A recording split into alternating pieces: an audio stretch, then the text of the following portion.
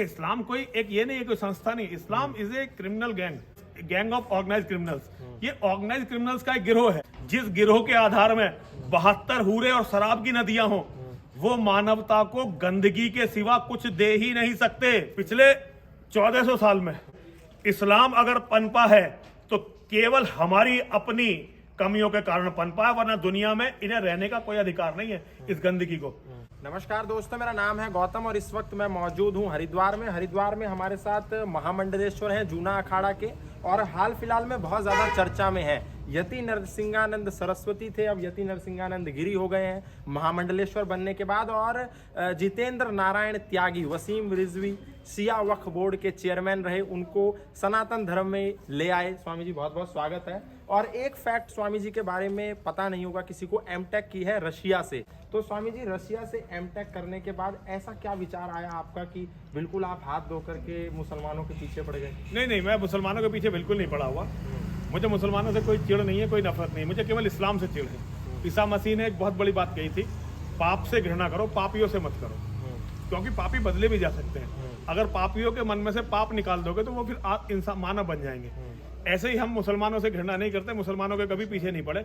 हम पीछे जिस चीज के पड़े हैं वो है इस्लाम। इस्लाम के पीछे पड़े हैं। हमें दुनिया से इस्लाम को खत्म करना, मुसलमानों को खत्म नहीं करना। मुसलमान जो भी है उनके मन से जब इस्लाम नाम की गंदगी निकल जाएगी तो वो सब मानव बन जाएंगे।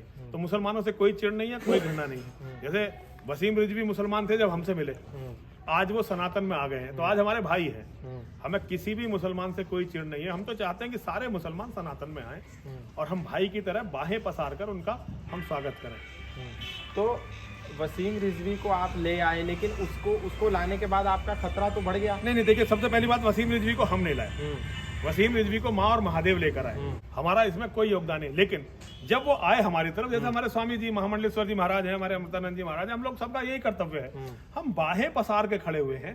जो भी लोग उस गंदगी से निकलकर इधर आना चाहते हैं, हम उनके स्वागत के लिए तैयार खड़े हुए हैं। लेकिन वो तो लगातार ये कह रहे हैं कि जब मोहम्मद नाम की किताब लिखी और उनको बेदखल कर दिया गया मुसलमान समाज से, तो उनको कोई चारा ऑप्शन नहीं बचा था, तो वो सनातन धर्म में आ गए। देखिए वो क्या कह रहे हैं ये तो वो जाने, लेकिन ये समझिए कि मोहम्मद के ऊपर जो उन्होंने किताब में लिखा है, ये दुनिया का उन्होंने इतिहास बदला है। 1400 साल में भारत में मोहम्मद के बारे में ऐसी किताब कभी नहीं लिखी गई।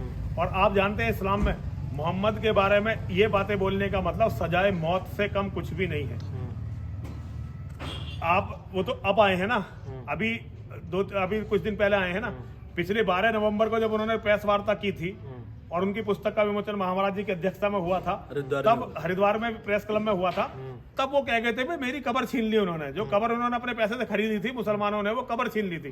तो उन्होंने कहा था भाई अब कब्र छीन गई, अब अंतिम संस्कार होगा सनातन की नीति से, और हमें जिम्मेदारी दी थी, हम साधुओं को जिम्मेदारी दी थी कि उनका अंतिम संस्कार करेंगे। तो वो तो पहले ही छोड़ चुके थे, इस्लाम उनके मन में था ही नहीं। देखिए इस्लाम कोई एक ये नहीं है, कोई संस्था नहीं। Islam is a criminal Islam is a organize criminals, gang of organize criminals. ये ऑर्गेनाइज क्रिमिनल्स का एक गिरोह है। उन्होंने वो गिरोह छोड़ दिया, सनातन में आ गए, मानव बन गए। तो इसमें वो स्वागत योग्य है। इसमें कोई किंतु परंतु कुछ नहीं है, इफ नहीं है, बट नहीं है, किंतु नहीं है, परंतु नहीं है। वो मानवता की तरफ आए, उनका बाहें पसार का स्वागत है। और कोई भी जो इस्लाम में फंसा हुआ है, अगर वो छोड़ के इधर आना चाहता है, उसका सबका इतना ही स्वागत है। इतना ही दिल खोल के हम लोग उसका स्वागत करने वाले हैं। लेकिन ये लोग जो देखते होंगे, आप लगातार पिछले कई दशकों से मुखर स्वर में बोल रहे हैं कि इस्लाम को ख़त्म करना है, ये करना है, वो करना है, मैं इस्लाम को ख़त्म करना चाहता हूँ, उस विचार को सृष्टि से हटाना चाहता हूँ। लेकिन जब आपके बैकग्राउंड में जाते हैं कि मॉस्को से, रशिया से आपने एमटेक किया, बीटेक किया, एक इंजीनियरिंग माइंडसेट का व्यक्ति आज इतना कटु और इतना मतलब, क्योंकि मैंने इस्लाम को समझ लिया ना। मैंने इस्लाम को समझ लिया ना कि इस्लाम क्या है। इस्लाम की किताबों से, उनकी मस्जिदों में जाकर, उनकी मदरसों में जाकर मैंने इस्लाम को समझ लिया कि इस्लाम क्या है। जब कोई भी व्यक्ति जिसके अंदर अभी मानवता मरी नहीं है, देखिए इस्लाम क्या है, इस्लाम एक गंदगी का समूह है। वो व्यक्ति को स्वभावतः इस्लाम अपराधी बना देता है। एक ऐसा अपराधी जिसकी निगाह दूसरों की बहन बेटियों पर होती है, एक ऐसा अपराधी जिसकी निगाह दूसरे की संपत्ति पर होती है, एक ऐसा अपराधी जो तड़पते हुए जानवर को देखकर खुश होता है, एक ऐसा अपराधी जो मानव की हत्या के बाद अपने आप को प्रफुल्लित महसूस करता है, एक ऐसा अपराधी जो 24 घंटे ये सोचता है कि जब तू मरेगा तो तुझे हूरे मिलेगी, 72 हूरे। तू ऐसी जगह चला जाएगा जहां शराब की नदियां बह रही होंगी। शराब और औरतों के सपनों में रहने वाले लोग कभी भी मानवता की कोई भलाई नहीं कर सकते। जिस धर्म की आधार में, जिस सेक्ट के आधार में, धर्म तो कहना ही एक, जिस गिरोह के आधार में 72 हूरे और शराब की नदियां हो, वो मानवता को गंदगी के सिवा कुछ दे ही नहीं सकते। तो ये सारे जो फैक्ट्स आप बता रहे हैं, कहीं ऐसा कुरान में वर्णन है? कुरान में, हदीसों में पढ़ के देखो। मैं हर हिंदू से कहता हूँ, रेफरेंस दे सकते हैं आप? रेफरेंस सारी कुरान इसी से देखो। कुरान को डालो ना आप इसमें। मोहम्मद इसीलिए तो लिखिए, मोहम्मद की किताब हम आपको देंगे। अभी हमारे पास किताब हो, जैसी छपकाएगी आपको गिफ्ट करेंगे 350। लेकिन कोई एक आयत आप अगर कोट कर दें कि एक आयत को उदाहरण के रूप में, कि देखिए एक आयत नहीं, ऐसी कम से कम 70 आयतें हैं जो बताती हैं कि मुसलमान को मरने के बाद हूर मिलने वाली हैं। और वो हूरें इतनी खूबसूरत होंगी कि अब उसका वर्णन यहाँ बड़ा अश्लील हो जाएगा। ये पूरी उनकी कुरान में, हदीसों में बिल्कुल स्पष्ट है। जन्नत जो कल्पना करते हैं, वहां दूध की, शराब की नहरें बह रही होंगी और 72 हूरें मिलेंगी। ये आप मौलानाओं को यूट्यूब पे सर्च करें, आपको सारी चीजें मिल जाने वाली हैं। अब ये कोई गुप्त ज्ञान नहीं रह गया है। अब कुरान कोई गुप्त नहीं रह गई। कुरान सारी आपको यूट्यूब पे मिल जाएगी। एक आयत की नहीं, सारी आयतें देखिए, पूरी देखिए। कुरान को आप जो है समग्र में पढ़िए। जब आप कुरान और हदीस को समग्र में पढ़ लेंगे तब इस्लाम को समझेंगे। अच्छा, उसके बाद इस्लाम का इतिहास भी देखना पड़ेगा कि इन्होंने दुनिया में करा क्या है। जब उस सारी चीजों को आप देखेंगे तो आप भी मेरे विचारों के होने वाले हैं। लेकिन अगर इस्लाम इतना ही बुरा है तो कैसे 50 से ज्यादा देश पूरे भूमंडल पर उनके हैं और हिंदुओं का एक भी देश? देखिए, इसका हिंदुओं का ये बहुत दुखद है कि हिंदुओं का एक भी देश नहीं है। और इसकी जिम्मेदार हमारी कायरता, हमारी अकर्मण्यता और हमारा कमीनापन है। हिंदू समाज की कायरता, अकर्मण्यता और कमीनापन। पिछले 1400 साल में इस्लाम अगर पनपा है तो केवल हमारी अपनी कमियों के कारण पनपा है, वरना दुनिया में इन्हें रहने का कोई अधिकार नहीं है, इस गंदगी को। तो हमें उन्हें सुधारना है और धीरे धीरे अब आ रही है चेतना। बहुत दिन हम सो लिए हैं, अब हम जाग गए हैं और लड़ेंगे और ये गंदगी दुनिया से साफ होगी। आप भी देखेंगे, मेरे जीवन में नहीं होगा लेकिन आपके जीवन में होगा। गौतम खट्टर अपनी आंखों से इस्लाम को खत्म होते इस दुनिया से देखेंगे। तो ये तो बहुत बड़ी घोषणा कर दी। घोषणा सत्य है। हम सन्यासी हैं, हम झूठ बोलते नहीं है। हमें झूठ क्यों बोलना है? और माँ और महादेव की नगरी है हरिद्वार। हम तो यहां से आपको बता के जा रहे हैं इस्लाम खत्म होगा। लेकिन इतनी बड़ी गंदगी को खत्म करने के लिए जो नींव भरी जाएगी, उस नींव में हमारी हड्डियां होंगी, उस नींव में हमारी मज्जा होगी, उस नींव में हमारा रक्त होगा। बलिदानियों के रक्त पे जब ये इमारत खड़ी होगी तो ये प्रकाश का स्तंभ होगा। और ये प्रकाश स्तंभ हमारी कौम को, हमारे बच्चों को, हमारे युवाओं को ये बताएगा कि रास्ता किधर है। दुनिया में जो कौम बलिदान देना भूल जाती है, जिस कौम के महापुरुष, धर्म योद्धा, धर्म गुरु बलिदान देने के लिए तैयार नहीं होते, वो कौम खत्म हो जाती है। आज धर्म गुरुओं की एक पूरी फौज खड़ी हो रही है और युवा सन्यासी मुझे आशा दे रहे हैं कि वो धर्म को बचाने के लिए अपना बलिदान देने के लिए तैयार है। लेकिन यति नरसिंहानंद स्वामी के सिर पर हमेशा एक खतरे की तलवार है। नहीं, कभी भी नहीं थी। उसके बावजूद कभी भी नहीं थी, कभी भी नहीं थी। नहीं, कभी थी नहीं लोग तो नहीं थी। वो तो बकवास कर रहे हैं, वो करोड़ों, वो तो बकवास कर रहे हैं। देखिए, मैं तो उनसे कह रहा हूँ अभी के 1000 करोड़ 2000 करोड़ रुपए, अरे 150 करोड़ रुपए मुझे दे दो। मैं तो अपने आप जो है अपने मंदिर का काम पूरा करवा के एक विश्वविद्यालय की नींव रख के चला जाऊंगा। मैं तो कह रहा हूँ वो आपको क्यों देंगे? आपने तो अपने मंदिर में मुसलमानों की एंट्री बैन। अरे वो मान लो 1000 करोड़ रुपए दे रहे हैं मारने वालों को, मुझे 100 करोड़ रुपए दे दो, हम अपना सिर दे देंगे। उस 100 करोड़ का अपने धर्म के लिए काम आएगा। हमारे तो काम ही पैसे की कमी से रुके हुए हैं। तो भैया मैं तो कह रहा हूँ, साले झूठे आदमी हैं। 1000 करोड़ औरों को दे रहे हो, मुझे 100 करोड़ दो ना। ये इसके पीछे क्या राज है कि डासना देवी मंदिर जो गाजियाबाद में 95% मुसलमान रहते हैं, बावजूद उसके भारत में शायद एकमात्र मंदिर होगा जिसके बोर्ड पे बाहर लिखा है कि मुसलमानों की उसका कारण है हमारे दिलेर शिष्य, हमारे योद्धा और महाराज जी का आशीर्वाद है। नहीं, अब इसमें संशोधन कर लो। इनका बोर्ड पर जब विवाद हुआ तो इस समय देश में हजारों पर लिखा है। अब हजारों पे वो समय चला गया, हजारों पे लिख दिया गया है कि गैर हिंदू को प्रवेश वर्जित है। आपके आश्रम में तो ही लिखा है। हम भी लिखवा देंगे, कल लिखवा देंगे, कल लिख जाएगा। महाराज जी के तो दिल में जगह ही नहीं है बिल्कुल। हम तो महाराज जी को फॉलो करते हैं। हमें लड़ाई नहीं लड़नी है, हम धर्मगुरु हैं। हम लड़ने के लिए नहीं बने, हम लोगों को रास्ता दिखाने के लिए बने। हमारा बलिदान लोगों को रास्ता दिखाएगा कि जो लोग बेटी मुसलमानों को दे रहे थे वो गलत थे, सही वो थे जो धर्म के लिए मिट गए। ये तय, लेकिन उसके लिए पहले बलिदान तो हो। ये चर्चा तो तुम करोगे हमारे बाद। ये चर्चा करने के लिए गौतम खट्टर रहेगा इस समाज में कि नरसिंहानंद सही था या जो लोग अपनी बहन बेटी मुसलमान को दे रहे थे वो सही थे। इस चर्चा को मैं अगर अपने मुंह से करूंगा तो इसका कोई अर्थ नहीं रह जाने वाला है।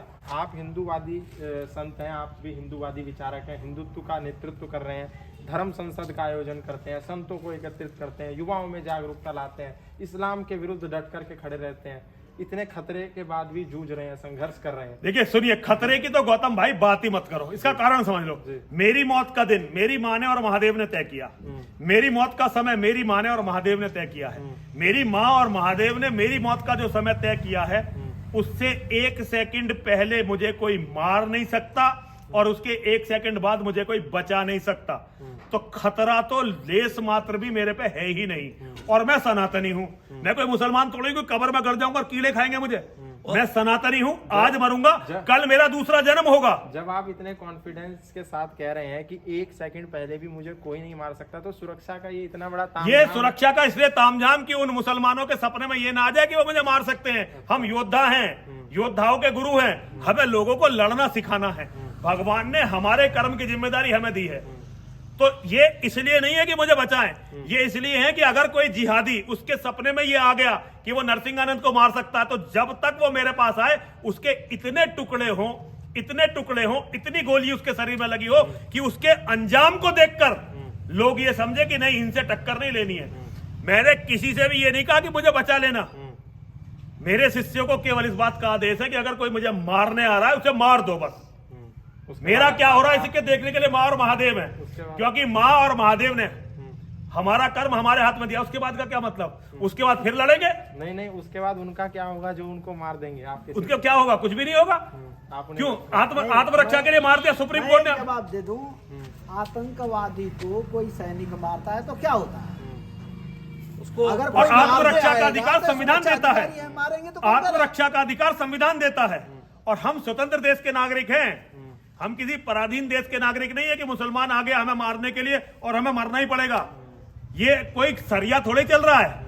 यहाँ तो आजाद देश का संविधान चलेगा ना। संविधान लागू होगा, संविधान की जो नीतियां हैं, संविधान के जो नियम है, संविधान के जो आर्टिकल्स हैं, उस पर ये देश चलेगा। आखिरी सवाल, आपने हिंदुत्व की बात बहुत मुखरता से करते हैं, लेकिन योगी आदित्यनाथ जो उत्तर प्रदेश के अभी वर्तमान मुख्यमंत्री हैं, वो भी हिंदुत्व के लीडर रहे हैं। हिंदू युवा वाहिनी से उनका उदय हुआ। आप भी हिंदुत्व की बात कर रहे हैं, वो भी उसी विचारधारा के हैं। बावजूद इसके उनकी नेतृत्व की सरकार की जो पुलिस है वो आप पर गुंडा एक्ट लगा। देखिए सुनिए, ये एक अलग बात है, ये विशाल, ये अलग है। योगी जी का हम समर्थन करते हैं। राजनीति में केवल एक व्यक्ति है जिसका हम समर्थन करते हैं, लेकिन हमारी लड़ाइयां बहुत बड़ी हैं। अब केवल एक योगी जी नहीं है सब चलाने वाले। कारण तो होगा कि नहीं, योगी जी को जब पता चला तो फिर अफसरों के साथ कार्रवाई हुई ना। जब योगी जी को पता चला कि हम पे गुंडा एक्ट लग रहा है तो अफसरों को डांट पड़ी और वो सारी कार्रवाई वापस हुई। तो लेकिन ये मैं इसको बढ़ाना नहीं चाहता। हम योगी जी के समर्थक हैं। योगी जी ने जिस तरह से मुस्लिम माफियाओं को धूल दूसरित किया है, हम योगी जी के साथ हैं। हमारे साथ जो भी कुछ हो रहा है हम देखने में सक्षम है। तो आपके उत्तर प्रदेश में लग रहा है योगी जी दोबारा आने चाहिए। अगर हिंदुओं को जीवित रहना तो योगी जी को लाना पड़ेगा, और अगर हिंदुओं को जीवित नहीं रहना तो आने दो मुल्लों को, आने दो मुलायम सिंह के चेलों को, सबको। तो भैया वो तो फिर मौत है हिंदुओं की। विकल्प ही नहीं है योगी, विकल्प नहीं है ना। उत्तर प्रदेश में केवल योगी के सामने तो केंद्र की बात केंद्र वाले देखेंगे। हमारा उसमें कोई इंटरेस्ट नहीं है। हमारा योगी जी में इंटरेस्ट है, योगी जी के साथ है और योगी जी मुख्यमंत्री बनेंगे। और हम तो कोशिश करेंगे कि 24 में प्रधानमंत्री भी योगी जी बने। आप चाहते हैं? हाँ, हम चाहते हैं, हम चाहते नहीं, प्रयास करेंगे भाई। इसके लिए नहीं होनी चाहिए। अब प्रधानमंत्री जितने जल्दी बन जाए उतना अच्छा है। तो ऐसा तो नहीं होगा योगी जी जब प्रधानमंत्री बन जाएंगे उनकी कैबिनेट में आप भी? नहीं, हमें कैबिनेट, हम धर्मगुरु हैं, हम नेताओं से ऊपर हैं। वो उनका निर्णय है। लेकिन मैं नरसिंहानंद सर गिरी अपनी पहचान एक धर्मगुरु के रूप में छोड़ना चाहता हूँ। एक धर्मगुरु जो अपने धर्म के लिए लड़ा और अपने धर्म के लिए मिट गया। इतना मेरे लिए बहुत है। इससे ज्यादा की महत्वाकांक्षा मैंने पाली नहीं है और मैं कभी पालूंगा नहीं। मैं अपनी औकात को जानता हूँ। राजनीति मेरे लिए नहीं है। मैं ये नहीं कह रहा योगी जी गलत कर रहे हैं, योगी जी काम कर रहे हैं, बहुत अच्छा कर रहे हैं, लेकिन नरसिंहानंद के लिए राजनीति नहीं है। नरसिंहानंद जी के लिए राजनीति नहीं है। तो स्वामी यति नरसिंहानंद गिरी जो महामंडलेश्वर है जूना अखाड़ा के, बहुत सारी बातें स्पष्ट कर चुके हैं, हिंदुत्व को लेकर, इस्लाम को लेकर और अपने राजनीतिक भविष्य को लेकर के भी मना कर दिया है। तो स्वामी जी की कौन सी बातों से आपने सबसे ज्यादा इत्तेफाक रखा, आप हमें जरूर बताएंगे। आज के लिए इस संत साधना की श्रृंखला में इतना ही, फिर मिलेंगे किसी नए महात्मा, किसी नए साधु के साथ। तब तक के लिए धन्यवाद, नमस्कार जी प्रणाम। हर हर महादेव। हर हर जय महादेव। हर हर महादेव।